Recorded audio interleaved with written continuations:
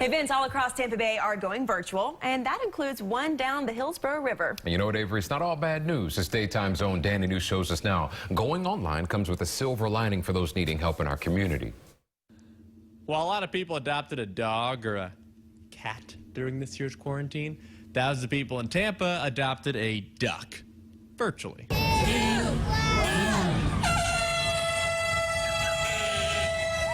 In case you were ever wondering, this is what 11,000 rubber duckies racing in the Hillsborough River looks like. But this, of course, is last year's footage. Lucky Ducky, how was the virtual race? Was it fun? Lucky actually was the one that got to pull our winner this year. You know, she was typing away on the computer and got to select the winners. Like many events, the Kiwanis Club of Tampa's incredible duck race had to go virtual. And while that may not sound as epic as what I call the Kentucky Derby, it may have been more impactful, as this year's proceeds went directly to feeding Tampa Bay and Metropolitan Ministries. You know, just because there's a pandemic doesn't mean the need of the community has gone away. In fact, the need has actually increased. And so when we looked at what the community need was right now, it just made sense that we still continued on with this event and did the best that we could.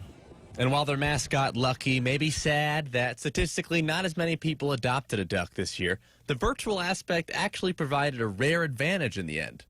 But because we did this virtually, our expenses were cut tremendously. So we actually ended up raising more money than we have in years past. So this event financially was the most successful that we've ever had. Lucky Ducky, you're the one. Report from side, I'm Danny New.